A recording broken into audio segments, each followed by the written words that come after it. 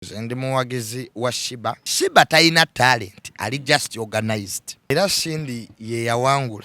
Less than 5 years nga bate no 10 najja. Oba emyaka ngesatu emabega. Cindy abadde taina kitambula. Naye Sheebah yakomezaawo Cindy. Cindy kye yasingako ku Sheebah talent eri yamala nevaayo. Cindy bwe yali ku stage abawagizi be bali bachamufu. Bwe yakubayo kya. I saw even Sheebah fans. Ngabadigida. Wano mu performance nothing, but the results you won. So Cindy won. Cindy ali talented. Era nze salabawo music ku concert eyo nti waliwe yayimba ennyo okusinga ku mulala no. N'abayimbi njagala obbalabulira wano. Mufune be mwenkana nabo. Tetwagala kutujja ntondo. Kyokubiri namugamba Sheebah. Twala flash ne CD. Sibaba yazitwala. Singa Cindy yasanga omuyimbi nga Winnie Nuwaji. Mentality ya Siberoza abamawulire tebamwagala. Ekyo ki applyinga ku muntu atamanyidde byantalo. Nja kubabuuzaako buli alaba mi media nkwebaza okubanga otambula naffe kyokola kirungi nnyo. Nze Dankali Munamitiyana okubanga nkutuusaako eyo olwaleero okubanga tunyumyamu ku mboozi bitiibwa bibadde weekend tugivuddemu tuli tandise week okubanga ensonga zitambula bulungi. Abaziza abaana ku masomero mwebale nnyo mwebale ddala ate nammwe abakyala nga gwe taata gwe maama nga saawa zino wafubanyidda n'ogw'okuzaayo omwana ku ssomero nga omusajja gw'olina talina buvunaanyizibwa ali awo ye kwegamba embeera ze bwe yakuzaalamu n'agamba nti eggwanga guwedde ng'omukyala oyo oli mukuzaayo baana ku masomero ng'otetenkanya ng'omukyala akyokola kirungi nnyo. Nawe omusajja alina omwana nga gwe taata gwe maama ng'era nawe omuzizaayo ku ssomero kyakabi nnyo kyakabi ddala ajja muyitirivu nnyo awo nategedde nti abazadde obuvunaanyizibwa obakwatako nsonga neŋŋamba nti weewaawo mwena mbakulisaayo kyamaanyi nnyo. Mbakulisaayo abavudde mu wiikendi nga muli balamu ate nammwe ne mbakulisaayo abavudde mu wiikendi nga muli bagonvugonvu nammwe abavudde mu wiikendi nga wafuna omusajja ne mutasoboka mu ddwaliro okwekebeza nammwe era mbatumiddeko mugamba muti kansubire muli bulungi embeera etambula ddala bulungi. Mpozi kitalo nnyo eky'omuyimbi Even Love tuvudde ku mwaso makyagondaku olwaleero Even Love wetufunye amawulire amabi ku saidi yaffe nti omukyalo oyo asobodde okubanga atuva ku maaso. Enteekateeka n'okumanya okuzika tujja kuba tubibategeeza mu maaso awo nga enteekateeka zimaze okuba ennambulukufu. Olunaku olwaleero ndi n'omutabani wa Tamale mirundi omukenkufu omukukunavu ensonga tugenda kuba tuzitematemanga bwe zibadde obuuza kuba neesimye nnyo okubeerako wano ne muganda wange mukwano gwange mukulu wange Duncan ku channel era ne neebaza nnyo ssebo abatulaba n'abatuwa obulango mwe bakama baffe era mwongere okulanga n'omukutu guno ogwa media kitegeera naye era mu kkowa eryo nga nyenda okutandika Sheebah Kiriza nangeko ku kampani yange bagiyita KPVid Property. Sebo bano basangibwa kumpi ne Nikan Hotel Katale Road Erweza ekizimbe ekiddako okuli Wave Supermarket. Bano batunda ettaka ate bagula ettaka bazimba amayumba gy'oba oyagadde ate era balina n'agawedde so kisinziira ky'oyagala. So namba yabwe osobola okubasanga ku 07 44 83 77 23 ate ne ya MTN eri 07 8 6 9 8 basangibwa kumpi ne Nikan Hotel Katale Road ku kizimbe okuli Wave Supermarket ye KPVid Property. Woba oyagala ennyumba eziwedde okuzimbibwa era baziina. Bw'oba gwe oyagala ekika ky'ennyumba ky'oyagala oyagala bakikuzimbire era basobola.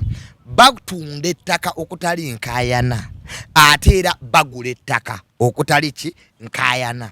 Basima ne boreholes irrigation zoina ennimiro amazzi gaabula ogasima mu ttaka nakyo era bakikola. So ye KPVid Property. Okay, abwati omuganda waffe bwagambye Even Love badomanya kitalo nnyo ekya Even Love omwaka guno si mulungi nnyo eri entertainment oba gye muyita performing arts oba arts industry okutwaliza ewamu gutututeka abantu bangi. Even Love kyensinga okumujjukirako ennyimba ze tezibadde nti zitrendinga nnyo tezibadde nti zikyamuukiriza nnyo naye zibaddemu obubaka obukwata ku bantu. Enneeyisa ya Evelyn Lagu kabonero kakulu nnyo erifa abasigaddewo okwekuba mu kifuba. Kyovolanga ne bwe yalwala ebbanga eddene abantu basigadde naye, abantu bamubeereddewo, abantu bamulabiridde, abantu bamujjunye. Evelyn Lagu abadde mukyala mukozi nti ne bwe yalwala abadde abeerayo backstage era concert ezimubambye abadde atera okuyimba afune ku kyalya bamukole ki. Ampuliriza Evelyn Lagu yali mugagga era yalina omusajja nga mugagga, naye embeera y'ensi eno omuntu mufunye ku ssente muvuma be mwali muwangaala nabo, abantu mufunye emirimu n'otandika enjogera bwetinza abantu bantama naye nga bwe wali tonnafuuka kyoli wali obalimu. Evelyn Lagu bwe yalina essente abantu abaamuliraana baafuna kasente yali ayagaliza. Kyova olabanga olw'omutima ogwo abantu bonna ate essente bwe zaagenda zeekendera ensi eno nga bwekubasama ate era abantu kwe kumubeererawo. So kitalo nnyo ekya Evelyn Lagu, tujja kusigala nga tumumiisinga. Kati kye tusigazizza kiri ekyo foundation ejjukira erinnya lye n'emirimu gy'akoze eki. Nkubira basereba omulanga oba okyalinamu kasente nga Allah akyakuwadde baraka nga ba alien skin kati we bali ku piika eyo baako n'ebintu byo byokola ki byoteekawo ebiyinza ate okuyamba nga ensi eno tekyakubira ki tekyakubira nduulu. Kiba kintu kibi nnyo nnyo nnyo nnyo nnyo nyenze nkyetegereza. Abantu baffe baserebu oba abatutumufu ne bafuna ebizibu ne tuba nti ate tuyina public okugisindiikiriza okugijjukiza okugibeerako okulaba nti ate ebayamba. Naye nga all in all Evelyn Lagu tujja mu misinga nnyo, abadde muyimbi mulungi, abadde muntu wa kisa, obulwadde bumulumidde ebbanga naye Allah bwatu bwakoze eki bwatu bwageze. Okay, Evelyn Lagu uwumula mirembe. Mukama akusonyiwe byonna byonna ebyakusobako. Muganda wange, weekend gye tubaddemu olunaku lwa Friday ngezeza kunoonya naye ng'oli bizemu nga nja kubuuza bato wagiraba? Bato nagiraba era Sindi ye yawangula. Nze ndi muwagizi wa Sheebah. Bate n'okuva mu ntandikwa Sheebah yali temukolera. Kitegeera era Sheebah kye yafunyeemu kyokka ze ssente. Kwa bonna bafunye obukadde 10 plus sente zokka. Kubanga Sheebah ekintu kye yali yakiwanika. Yo muyimbi asinga hits mu bayimbi abakyala. Sheebah is a brand name gy'abadde akoze. Because less than 5 years nga Bate eno tennajja oba emyaka ng'esatu emabega Sindi abadde talina kitambula. Talina luyimba ali mu ntalo za Wuma. Naye Sheebah yakomezaawo Sindi. Abasindi bagamba nti Sheebah teyabakomezaawo. Anti nkugambye mu main goli munnamawulire. Amawulire ge gashapinga perception. Omuntu nga waliwo wana abayimbi lady abasinga okumanyika nebbo balamu. Era bwe bakuba oluyimba lwa radio mu bbaala right now ne bakuba n'omuyimbi omulamu. Olwa radio oyinza okusanga lusi bali mu kudigida naye ng'olw'omulamu nga naye waali bayinza obutadigida. Kati kyengezaako okugamba nti Matyazi Sindi abadde w'amaanyi true. Otegera emyaka gino Sheebah abadde amuleseeko mu nkola ya ssente. Kitegeera Sheebah talina talent, ali just organized. Ekyo abantu kyenjagala bamanyi. Olwa management zaayiseemu ennungi.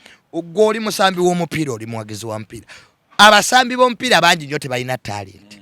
Naye olwa academy ze baayitamu ne bamusomesa nti opasinga bwoti ogaba bwoti. Ye kyamanyi mu kisaawe. Passing. Kane tujja tuba ne ba Messi ba Ronaldo. Nga yajja kukwata omupiira agukozese buli kyayagala. Yagutuma. Nga takola biri basic. Kati ze gwasamba kompira gwe bagamba nti junior gwe mulimo gwo gukuba guyite ebweru. Oli defender. Gwe kuba je gutunudde je gwe kye tukwagaza. Basic. Kakati n'olwekyo Sindi ali talented.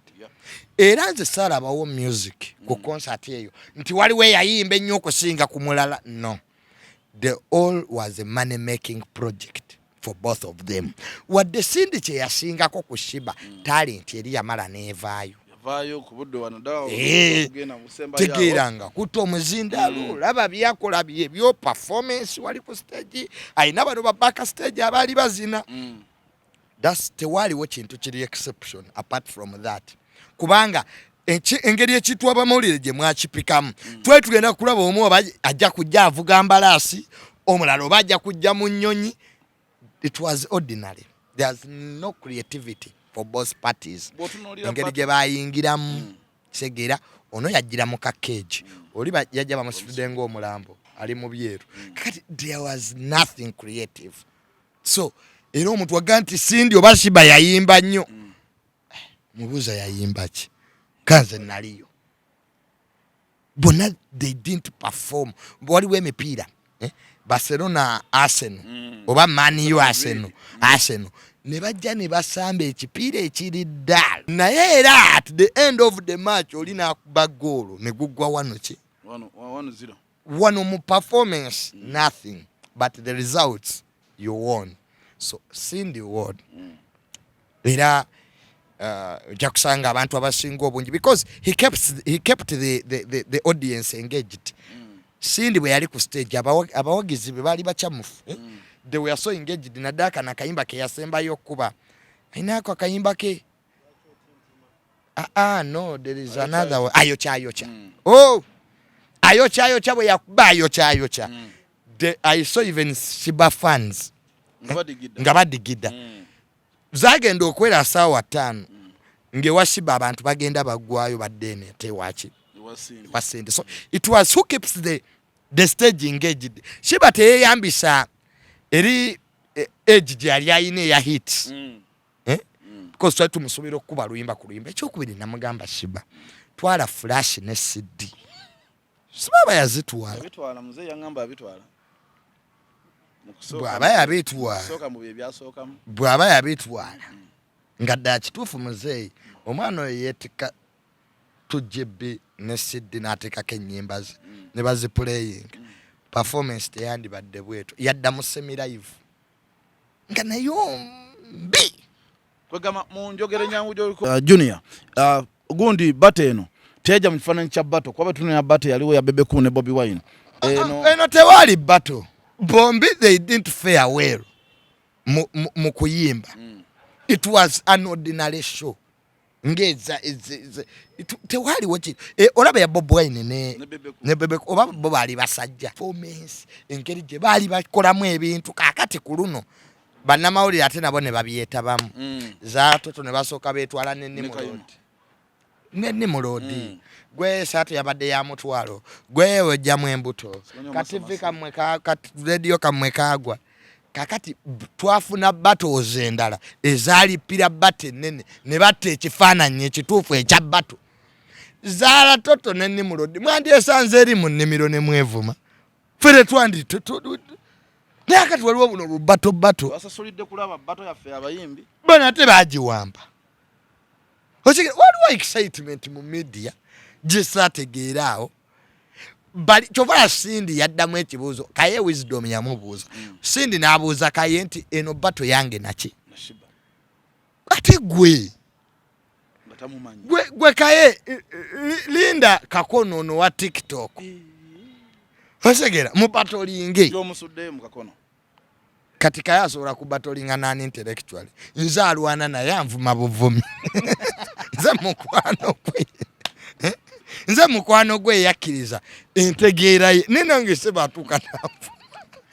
Junior enteekateeka abatesitesi bateekeka bulungi abantu baakubwa kyonna kiraba kisegeera abantu baakola ki enteekateeka yo teyali nnungi omuntu azze kulaba muyimbi muyina bambi enteekateeka yo yabulamu embooko yavuga ne mu VIP kubanga deputy speaker yaliwo kakati twatuuka ekiseera budde bwa kiro abatudde kupi ne VIP tebali mu VIP ne baagala okuyingira mu VIP segera kakati tuyinza kukkiriza kifaananyi deputy speaker ate bamusotere mu kavuyo tutandike kunoonya muno bannanga amulabyeko abeeyo mumulabyeko embooko nekola ki neseka so which was bad. Okay, people abamu balina ebisago ne ku mulyango bakuba abantu kitegera so organization yo yabula they were overwhelmed by the numbers era ne bazanye ebitongole by'okwerinda because we would have got a stampede nge yali ku Freedom City abantu weberinnya so bingi nnyo ebirala ebyaliwo ssebo byesala lwaki bano abakuumi b'eddembe bwe bakuuma ate nabo bakuuma munda mu kivulu mukka omanyi abakifeesa abaali ebweru anti kaakati ebyo byonna okuuma mu kivulu ebweru w'ekivulu abantu babbibwako ebintu byabwe abantu bakubibwa ganga z'abakifeesi biki byonna byonna tulina bikola ki naye ebyo byonna tebiddira bakuuma ddembe biddira bategesi kubanga omutegesi yenna ng'ogenda kutegeka ekivulu otula n'abakuuma ddembe ne mukola ki ne mukola pulaani okitegeera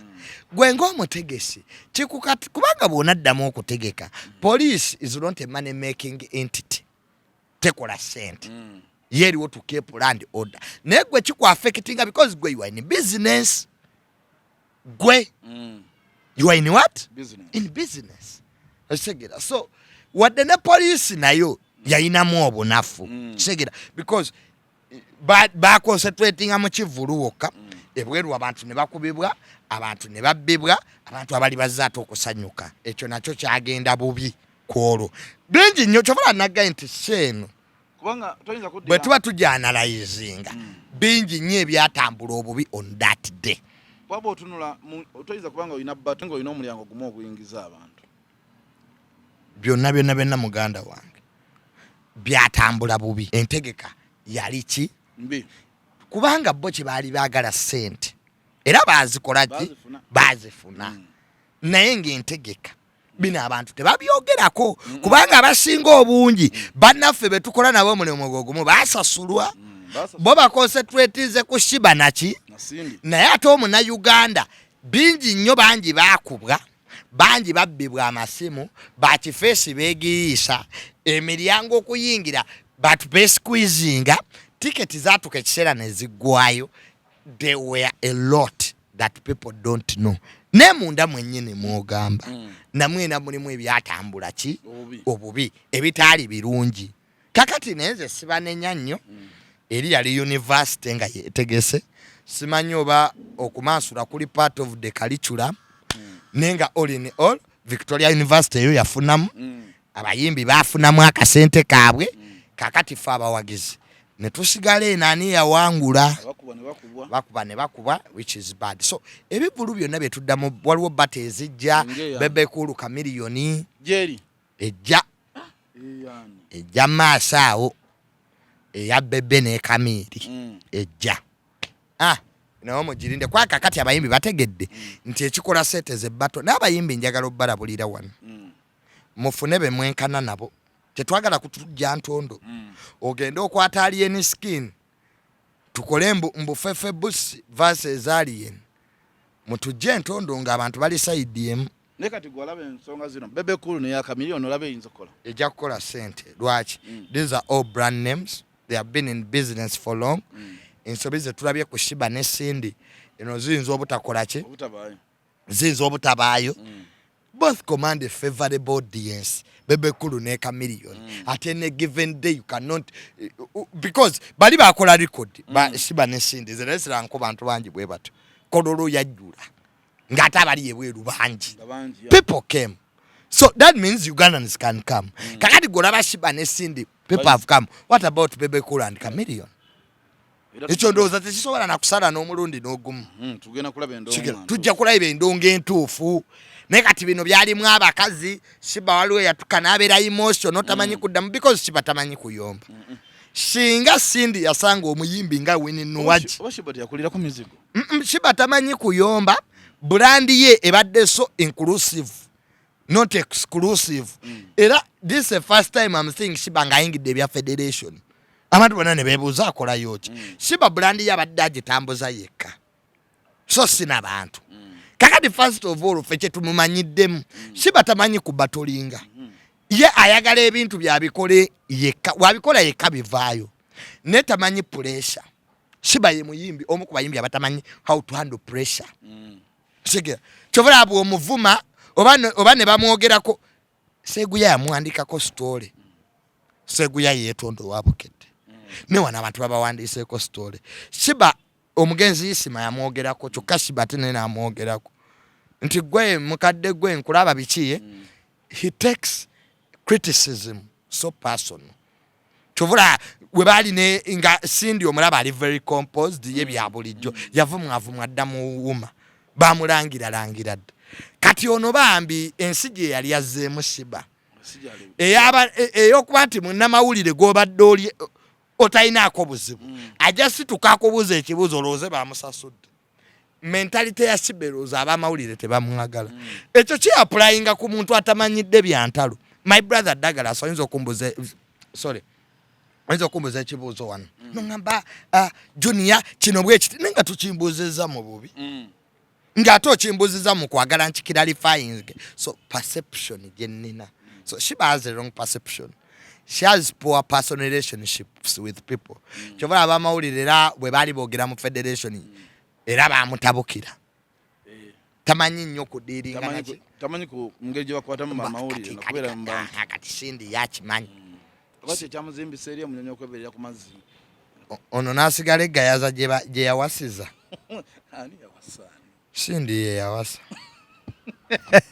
sajali kameramani wanjita kabato yawedde nja kuwebaza abakyatambula naffe amwebale nnyo nine Tamale Junior atonyomyamu ku mboozi nga bwetambula bayambala bulungi neera bonna bayambala bulungi stage performance Cindy yasinga keeping the stage engaged kitegeera omanyi waliwo omuyimbi ajja ku stage bafani ne basigala nga batunudde bagamba ono ali kuki ne wabaawo mbeera mu bbala ne bakuba ennyimba zaaliye mwena ne musituka ne muzina si muto si mukulu si mukadde that's what I mean to keep your audience engaged kitegeera side eri abayogerera side eri eya Cindy they were better notwalinayo very irresponsible people za toto we had wisdom kaye how can you bring Zara and wisdom mu bintu ebitegerekeka za toto is good on stage twalonda bubi from the start I don't know yakaina mulako ne ku conference ngebibuuzo byabuuza wisdom nga weebuuza oba erinnya lye bamuwa erya wisdom simanyi naani yali muwa Segera nga there's no wisdom at all so the PR at their side was not good. Okay, eyo nga tuvuddeyo Junior ankutwaleko mu byobufuzi katono nnyo omukulu Bobi Wine abadde n'enkuŋŋaana ze nga mpitirivu ng'era waagenda kuba abantu ndowooza ne mu State House ne bagaba batuli ku kiwano naye kati enkuŋŋaana ze zaayimiriziddwa sikanya na police reasons ze yawadde okuyimiriza enkuŋŋaanya za Bobi Wine ekisooka Bobi Wine alina abantu era ne Luli yali nabo era akyaba naki n'abantu ekyo tukimanyi ne okufuga Uganda waliwo enjawulo y'okuba n'abantu n'okufuga kikyotegeeza nti abala akalulu gavumenti era fe abamulonda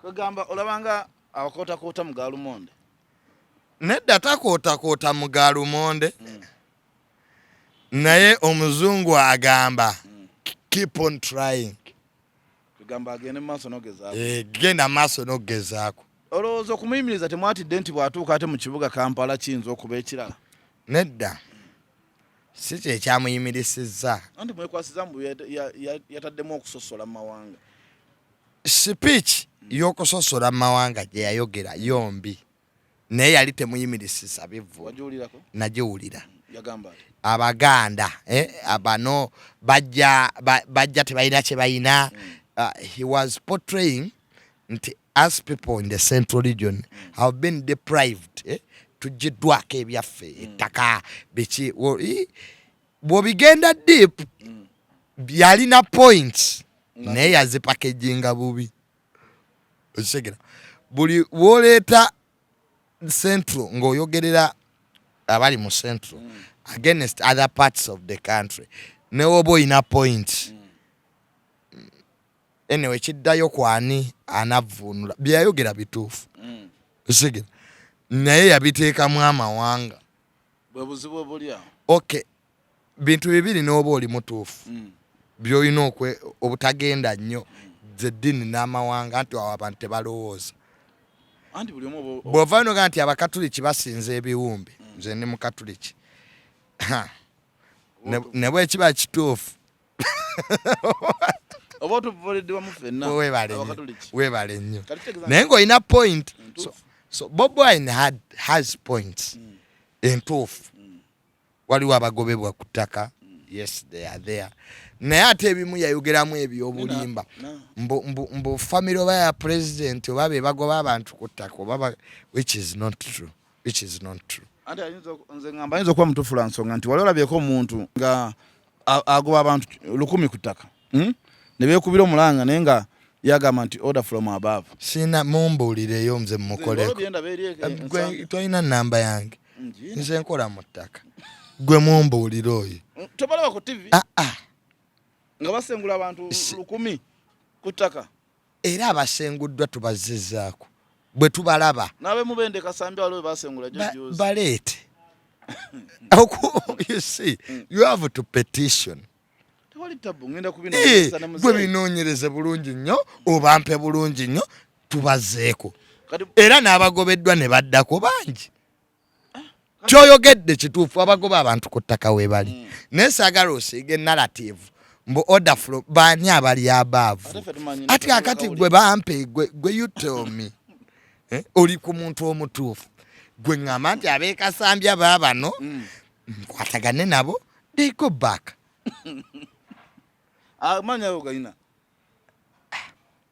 omanyi mu abannayuganda muyina ekintu kimu osegeera mubeera n'abantu nga temubamanyi bamala kufa musajja ennoyo abadde atugasa sigera mumanyidde kuba mumaloogi mbu Junior kwawo ndaba muloogi that's where you grade me from erimanye nze kuwummula wange tewali sanyu so there are times for work so nze mbazaayo tubazaayo era baminisita b'amataka bakoze nnyo bakama baffe okulaba nti abantu bakola ki wadde mukyalimu obumulumulu around the country bano naye era tubazaayo bwe batupetitioningira we take them back era nkubiriza baradisi President Museveni yakoma ddogoba abantu ku ttaka yakikomya segera nawandika directives ti ow'ekibanja tagobwa ku ttaka kubenga gwe nnyini ttaka oyina ekyapa ow'ekibanja tebimukwatako ayina security of occupancy omuntu ow'ekibanja ayinako amalaalo omuntu ayinako byakolerako ku ttaka abaddeko ku ttaka emyaka 3 2 18 15 kati addewa abatalina wakudda so President Museveni ekyo yakikomya dda era we wabaayo abo mubampe gwe you tell me abatulabanga gye bali we babaayo bajje gwe bampe oleme kutugamba mboda from above tewali ya above no state house toyina egyo eri Ntebe okay kati eze ensonga Bobi Wine ze yayogera kyokoze zimulemesezza ze yayogerako no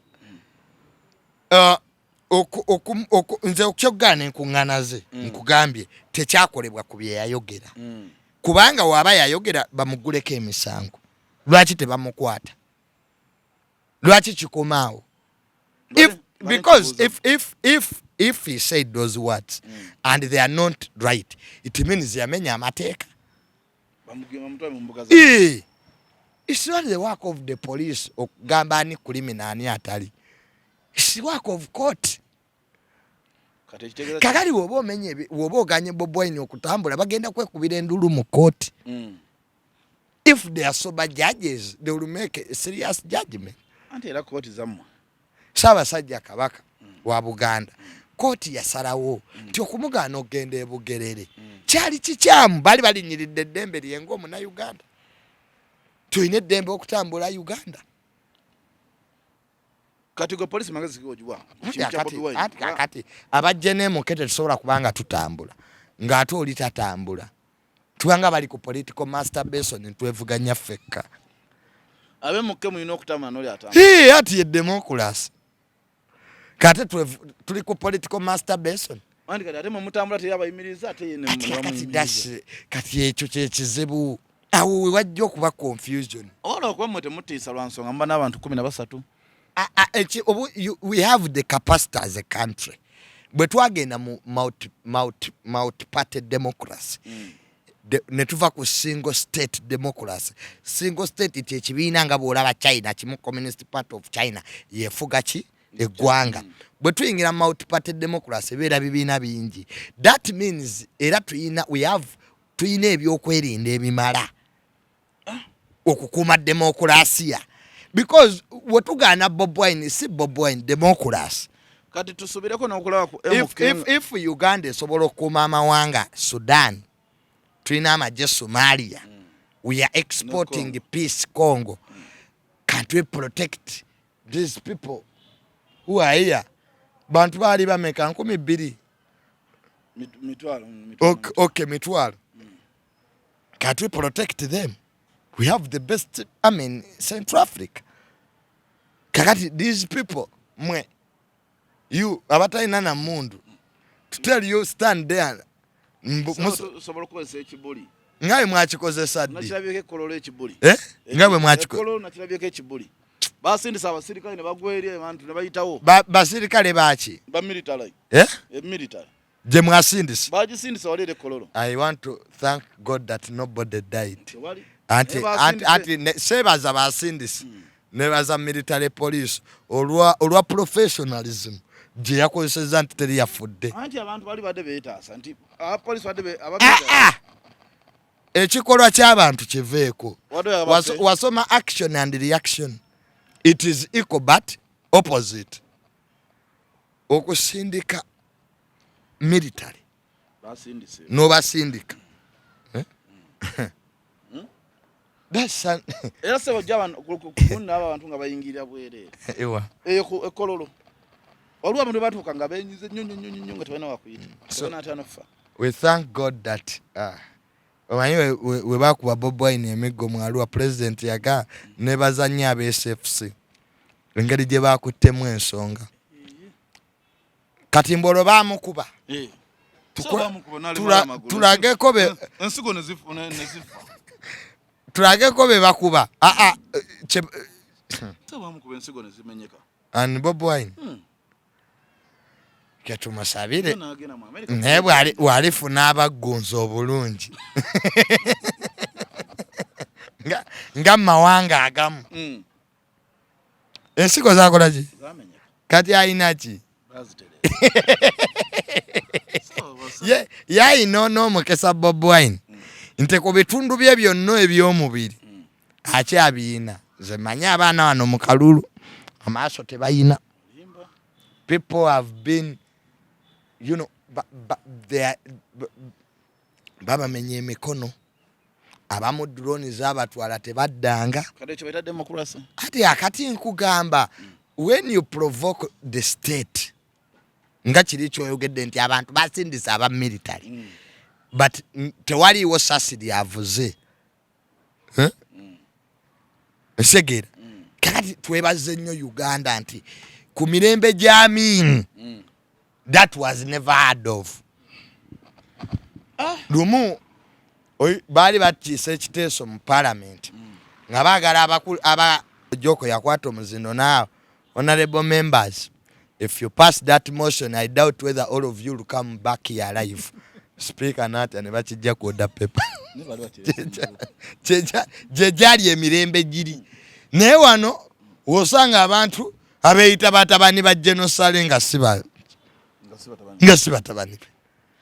We are totally in the same gwanga lina mirembe nga Uganda. Kati kyembadde nkubuuza gwe ngali mu MK project. So ze ngali mu MK project. Tubasubirako na mu bagano okutalaaga Uganda. Kyembadde nsaba aba police segera. Bwe mbate mugenda kukkiriza muntu kola kintu then temukikiriza in the first place. Kubanga Bob Wine yalina numbers embalala. Yatuuka embaale ne kiyitirira. Kakali abantu bagamba ordinary person bagamba wa bamutidde. Osegera. Biribya byayogera bye baagala abantu bye audience ye Gavumenti kyesobola okukola kugaana kuyita temubiteeka mu mawulire. Social media fe tujja bifuna.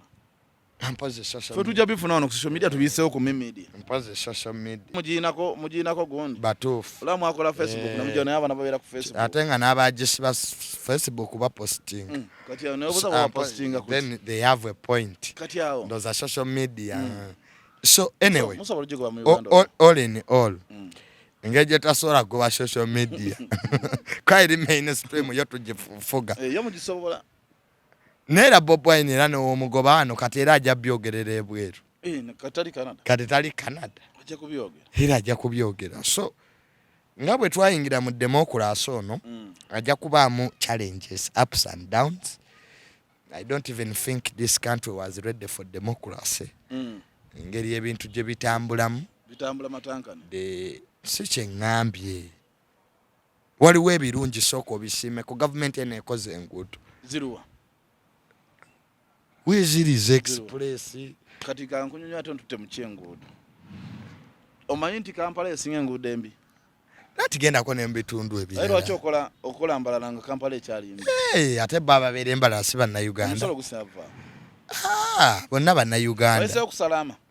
Mpozeko salama. Naye kambuuze abatwala lindako. Naye ate okulya eddwaliro ly'ekirudu. Batwala omulambo ne gutuka nga nagwo gukaayanya ebinnya bikuba. So ne bagenda ddukola. Neddi. Gundi wayiseekezana. So ebinnya babi Ministry ya transport. Kankusema naseka buli lunaku linasanga nga salama bali mu Yakuwangula mu lugodo. Enkokoto. Ani ajiwamu. Ndozera kesisi. Enkokoto nga batabudde enkoto yennyini. Tekati enkuba keetonye enguudo zo. Jokira ebinnya twali twabiyiwamu buyiyi ettaka. Anyway. No kyenategedde mukolako gye musula. Oba makubo ge mukozesa. We still have challenges. Kuba ekizimbe kyammwe kino ekyawa n'ensambya kiriko amakubo 6. Ekyensambya ekiriwo. Kino wano. Alena simanya alena. Alena Moro. Kiriko amakubo 6. Abananga alena. 6. Waliwo eriva mu town. Bob Wine wanakwata obukuleme. Keep on trying. Bob Wine bwalijja alibikola. Nemwe balemye. Sigwe muwagira. Afe tukozeeko bye tukoze. Bingi nnyo bye tukoze sooka obisiime. Ekisawe ky'Ebunyolo kiwedde ekyokubiri. Sente z'enguudo ne muzirya ne batabakuba ku mukono. Kitegeera. Ye kyekirala kye bakoze. Musanyalaze kwegali. Eddwaliro lye abaana baafa 7 lwa kubanga tebalina standby generator. Kawempe. Neeresi. Ne standby generator nga ya rais kati awo. Onzebo omanyi njanyo n'ensima nze nsima nnyo President Museveni. Naye waliwo ebiyitawo nga byo birimaine ngolaba kintu kitono nnyo.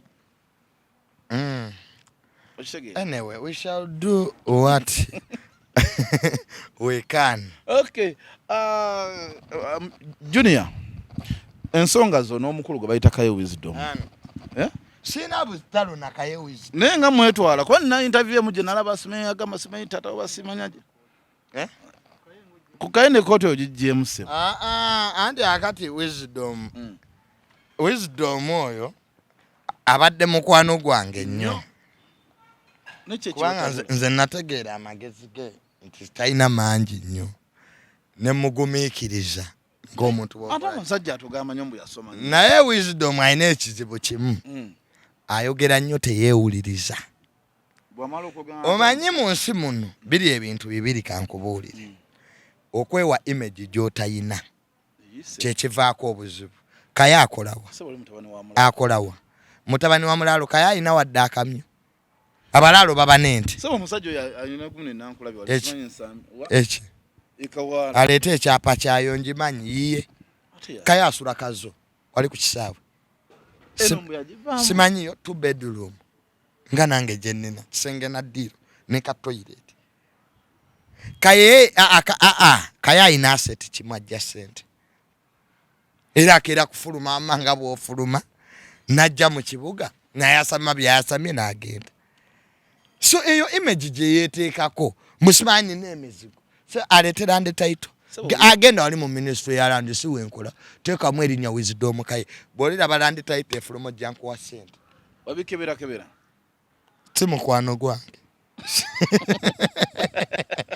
sibeza omusase wali egundi kawala yavuma tata wange kai lwa kumubuza ali ni skin yakola ki ate yamukola kyayina nemugamba kayo sibano ovuma bebekulu wabawo omuntu mu Uganda asinza ovuma bebekulu wisdom ate enchane yerimba nagenda kuki kubaside niyo lyo nonyeyo kati ye kayachi oba bebekulu ye yankubira bebekulu yavudde okogera aizo kuba bebekulu yakubira to wange chaliwo mumbulize yo obwongo bwe kayete bumubulira nti ne chali wangono lwachi yamboza kibuzo bwecho nali nyamba ye kwa yetalabira wala bali obavuma ato babeeramu oluva ombu mutabani wa genocide tamina ko wadde oluganda ne kape katatuuka bape eba genocide mejandi wana na yankubira nanga gamba chali wale mukuddamu ko serinya ya geno mubibozi bi bwamala ombu jajjawe rutirwa nkerekeje mbu ye yakweka museve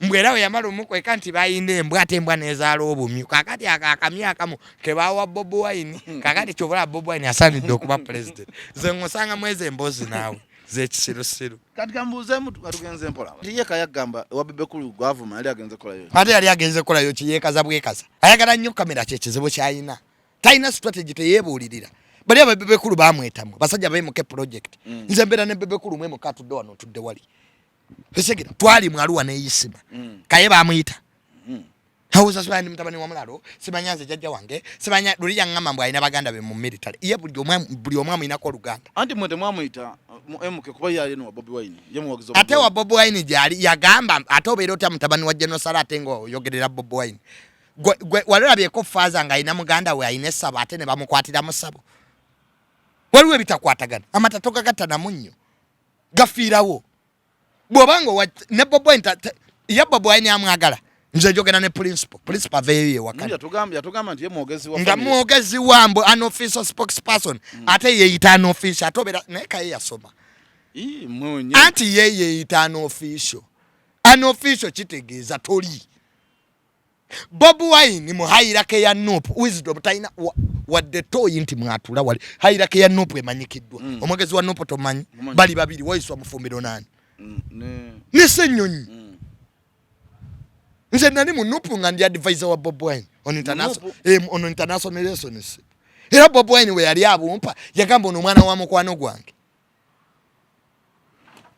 nze natulanga mu gundi za Nupu meetings era nga ne magere ntulano Bobi Wine yakubira ka ambassador wa America because of me we bankuba wano Bobi Wine yakubira ka ambassador namumpa nenjogera naye oyo mukyala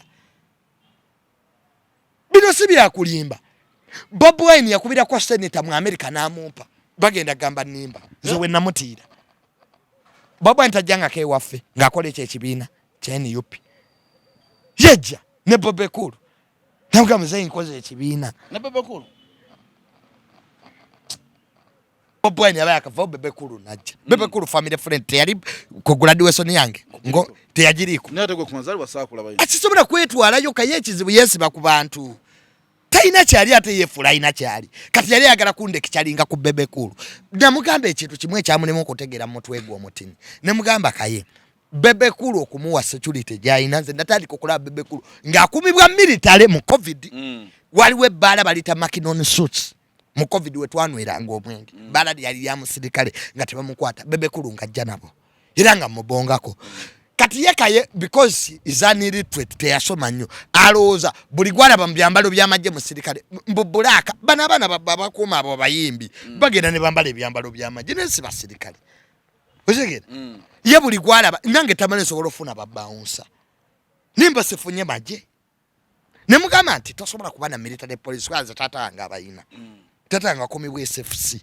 akumibwa military police miso y'abaani eyo jagamba eketta aba mafia you see kaye fete tuogera naye tubye tumanyi biki kakati ategwe wisdom kaye omubulizi w'enjiri yali mubulizi wanjiri yali gospel artist kaye taino oluyimba olwagana adde okufuluma ewuwe olujalwe nebimulema najjeno mu politics gye yatusanga yes bya ku bakulu ndaga ekifaananyi kya genocide ng'oli naye kiri latest ekyanga wama tewakiraba era nzirayo hati ffe twogera ku byattaka kati kayagambe kijje nosale ali mu sekita ki music oluliwa luli olwa gospel alaneeke yaliyo era beekuba bubi nnyo neraneeke Keita ina sekita gyalimu is not a politician is not a musician is wama a blogger twetwagala yesimbewo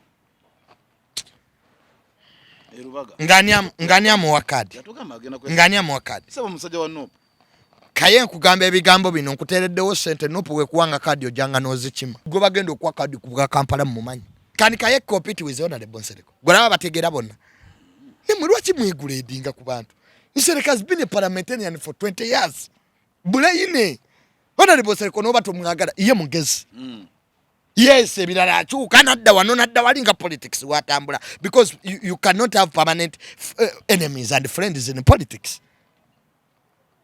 kati kaye nga masters degree yajijja mu akedi kati afuuka ati MP gwamulaba ke makere bamaze okusomera mu university kati kambuzo oli bamulabe wa Bebekulu Adamu namwesiga wa police ati kye namugamba nti tosobola kubanga otagala era bwe yanvuma agenda osome comments eziriko paka junior mutuufu omanya obeera n'emukwano gwo ng'akugamba amazima kaye tayagala advice guyalooza tujja defending obusiru bwe you made the wrong choice kikirize nti eno kati oli Bebekulu tayagala NUP era akyogera ye ayagala continuity of the system Bebekulu ayagala system ng'akuumwa amagye Bebekulu ayagala system ng'ahamaze zipakize wali Bebekulu ayagala system agende ku mikolo nga bamukumanga VIP kati ebyayinza okkiriza biggwewo kakati gwe weyito wa Nopu okolayo ki Bebekulu yagobe yeekolera wano omu ku bagundi ba struggle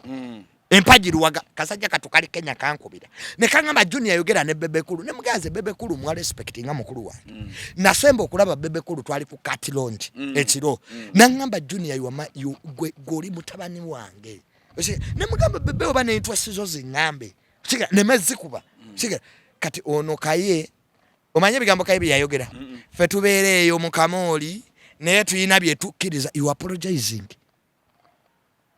omanye obwavu kibi neba ko mwavu bere ne dignity nze abanupo bakola birthday ya Nobby yaniri Lubongo yanankubira sagenda nimuga Lubongo yawe bankuba ekifaananyi nga ndi namwe okuddayo mu government okuddamu okuzimba loyalty yange kijja kutwalira obudde kati ekireetedde kaye kwagala kamera ye buli omu avuma muvume Bafranka Ntambi abavuma gwe nawe yakuvumako gundi alien skin amuvuma tewali nsonga ono Calvin Kayanja amuvuma Izeke nyini avuma kati gwe munsi okola otyanga bokola nabo omulimo gwe muto bawa kitiibwa gwotegeera nnyo kusinga ffe tuli batabani bo akuza olulimi oluvoola yavuma tatange twali ku show just ebigambo wamma bibiri kumugamba alien skin yakola ki alien skin ne Bopointe balina lutalo is actually nakubana mu Nopu direct kwaze jogera nabo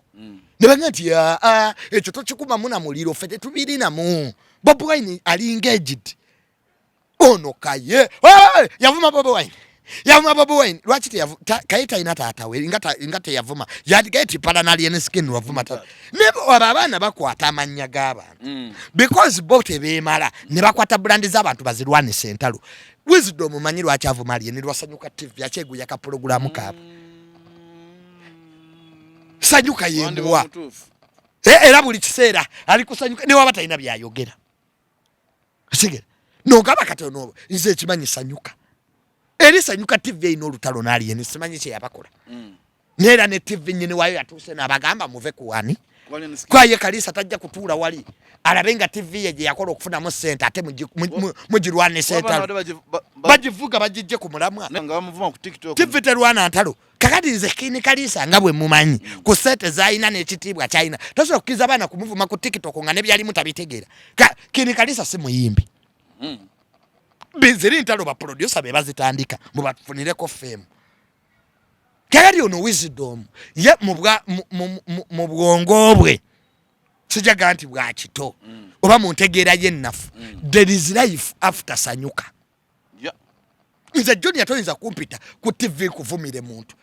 I'm bigger than that. Alien skin nasooka ne muvuma. Era nga batubalisiza bubi. Osegera nemmanyi ninganti nkola nsobi nakuchalirako ku live najja namubuuza ekintu kimu alien skin lwaki oganye champion good okusoma yatugamba nawe waliko ku live kize nawulirako ka parents kapala parents naye manye somero lya ba parent nakomaawo nategera nze abadde omukyamu lawyer akubuuza statement ejo ng'omuntu waga who is the president of Uganda noga Bob Wine akwatirawo ebintu bye namanya nti ono sijja kwogera naye kekalize kutegeera kwange with all my books nze nasomera buddo nasomera seeta okuwanyisiganya ebigambo n'alien skin amaze okuŋŋamba nti ye kapala parents ye amanyiko ka parent I'm the one who is stupid yaba omusiru era ba obbi bo bakubira nze waliwo byembitu byekola ba obbi bange ne bankolera nga obbi toyiseewo nnyo olowooza akirukula ngazi no gato nabagundi yankubidde yeriigi gyendimu kakati mpalana nti alien skin ku kyali that's him is a younger man enjoying his life is real alien teyerimba tayina gwakopye alien cannot be bebeko kakati kaye wisdom ne alien kaye asinga kyalien ntoni wa mulala kaye asula kazo wali ku kisaawe alien wali ku Fankoni nyagulawo emakindi wasula alien avuga Range Rover kaya avuga ali ya UAP na milioni 12 tebazikwa kwa obanga ovuga emotoka nga teri mu B series UB bazita B series UB enamba kaye jaliko eri ku ali ya yenkad government eyine enteekateeka okuzikwata ezo emotoka. We are going to erase them. Sitataganya obutonde bwensi. Ate yatuli mu global warming. Saba oli mutawani wa mulalo. Ate mutawani wa genocide sebo. Ne ku profile yo kuliko genocide. Ngani Museveni ali mubakwata munga. Tojimanyi. Ekifaananyi. Kyaliyo. Okitegeera. N'ebiseera byadda. Okitegeera. Naye okuva kaye. Bwe yakifuna katizeka bwe nekifaananyi ne genocide nakamusisinkana emirundi ena ate buli muntu amusisinkana okitegeera jena awuliriza ekyo kimanyi era jeno talina muntu we bonna bantu be in fact mu first family omuntu gwe basinga okwagala genocide musale is popular kakati gwe kaye wisdom lagadi yali amutwala kaita ina kifaananyi nabuuza abasajja ba genocide ne bagamba n'omuvubuka oyo ategeera bulungi yagamba mbuze we mbatudde ne genocide bajjeno babagobawo gwe mbutwali ne President 7 yali ku trek bino bye baatambulanga anti balina byakola naye yatambula ku trek anti bali babasuubiza sente ayogerera Bob Wine yali ku trek ya NRM bamugambye ejjo ku bit hey Museveni bambuza aliaki Museveni yaberawo nali yabidodo bye kakaba is talking like an illiterate omuntu atagenda katali mu bugumyeko. Actually I went back and I revived why I even became friends with Kai because I can't verbal diarrhea yogera ebintu ngo birowoozaamu abantu boyogerako but do you know the impact of what you are saying? That genocide talks to you, which is not even true. Munagoba wa geno. Nze nagenda ne tata wange wa geno. We found a security meeting. We had to wait for 6 hours. Kakati abavubuka mwewadde amaanyi ge mutayina. Kayaga amaanyi tagayina yerimba. Abalalo zedi mutabani wa mulalo zedi afu muganda diafu kati fulu baganda tugabe tuti.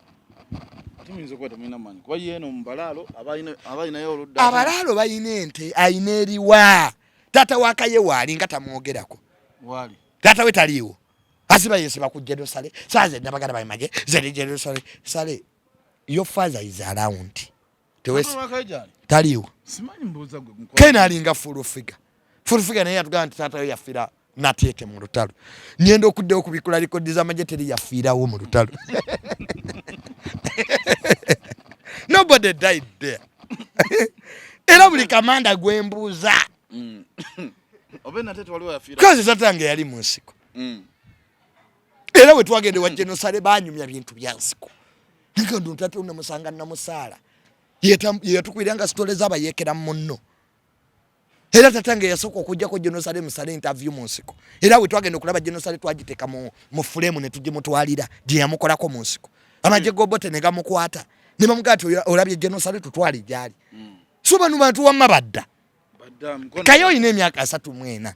Kaya ayogeranga azifu yaliyo mu lutalo. Ina 3 mwena. Zibana mwena ngawa. Ani. Kaya.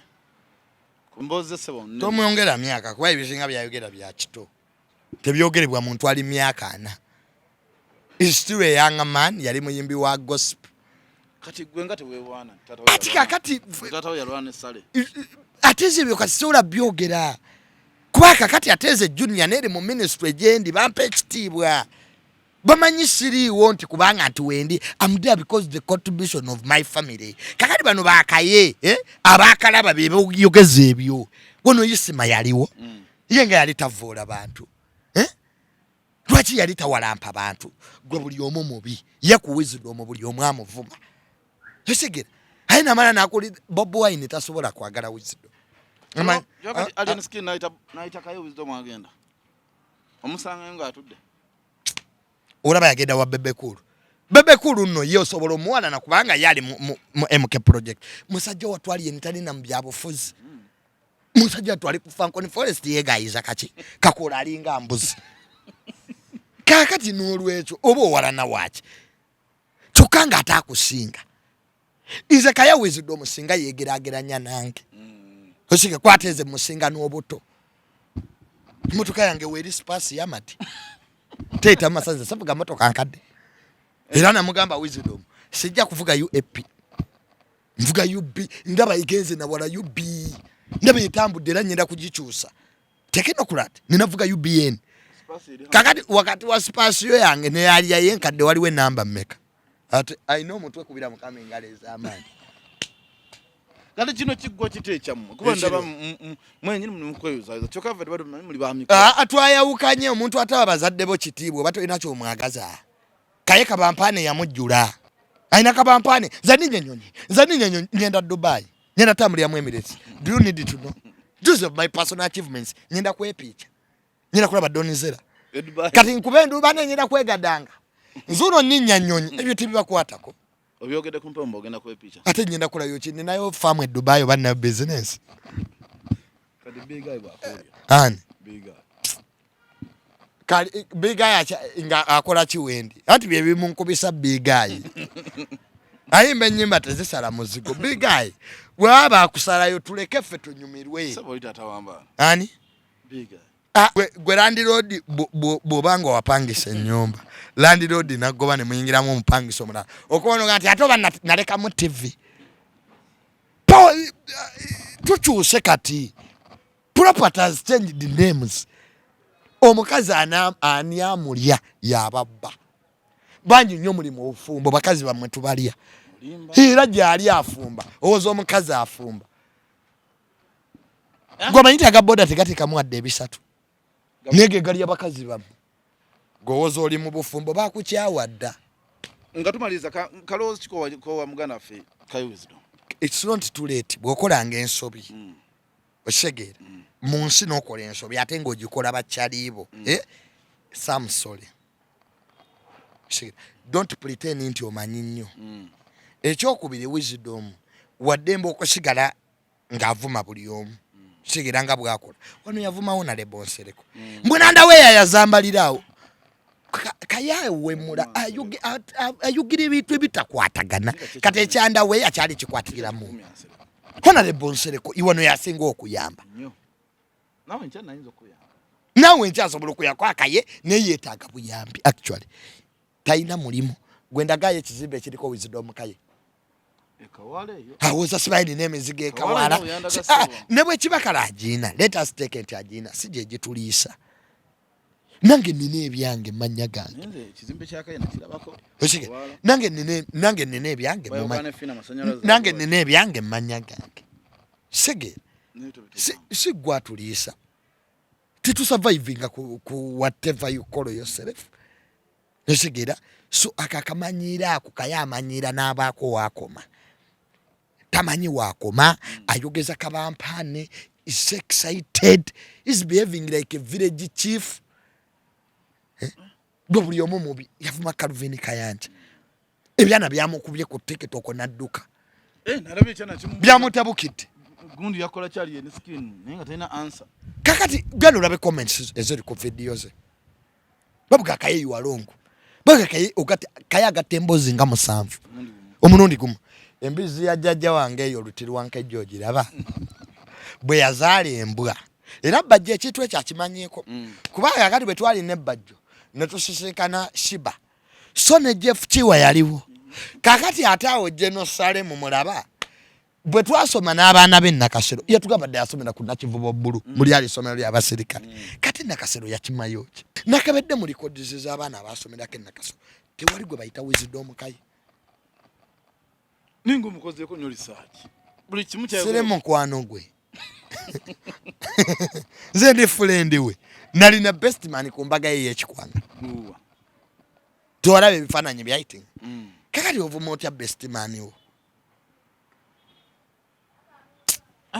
sibula abatulaba so abantu tuberenga benkanya bannange muyinza tugamba naye junior nenedda abantu babere ki benkanya nze mbadde sivumanga ku wisdom kai naye agenda n'avuma muzeeyi wange mubeekomba amatako ne bebekulu kati how can you find such a stupid man like Kaye n'okubeera mukwano gwe mpulira nga nswala kubanga sinze kamuyinako obuzibu osobola okugera ebintu byo nga towemudde so okugera ebintu byo bw'okola nabo bawa ekitiibwa kwanze siwa masipuliisa nze nkulaba weeyambaza weebeezaawo ekizuka yeefuula amanyinya abantu bebekulu paye baganda babebekulu tebali so what kadi ogamba baganda babebekulu tebawagira government oletera bebekulu bizibu kadi man portrayed himself as a regime what supporter kati yatu weya baganda babebekulu abatawagira ati we yagamba sandi nabaganda bage tugenda bali ku military police nabego banagulira gwe Kaye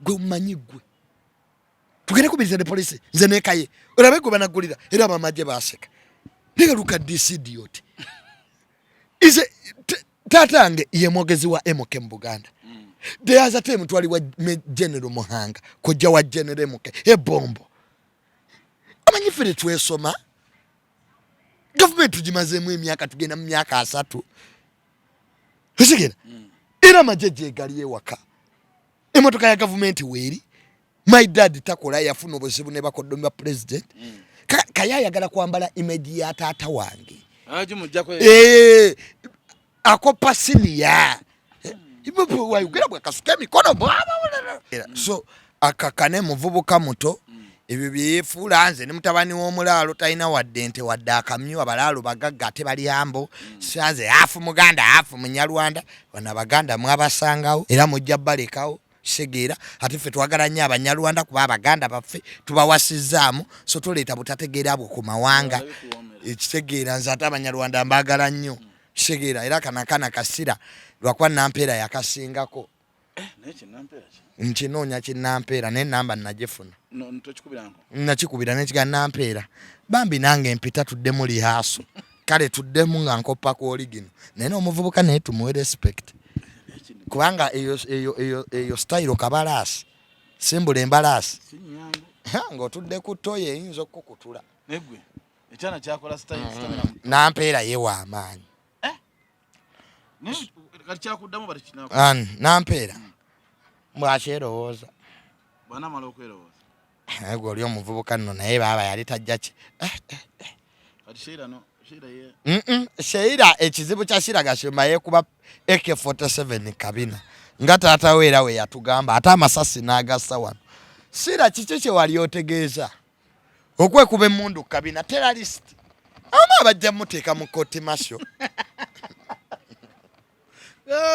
katuwasibulire wano Junior tobaka bwange obusembayo eri wisdom Kaye amanya Junior lwaki togenda mu inbox yanvumira ku inbox tumbavu yanvumira ku social media so n'olwekyo we can still be brothers nengo tuwe ekitiibwa wa Calvin Kayanja ekitiibwa naawe yakuvumaavuma dda n'akunafuya anafuya so kaye tuwe ekitiibwa tetuli batabani bo.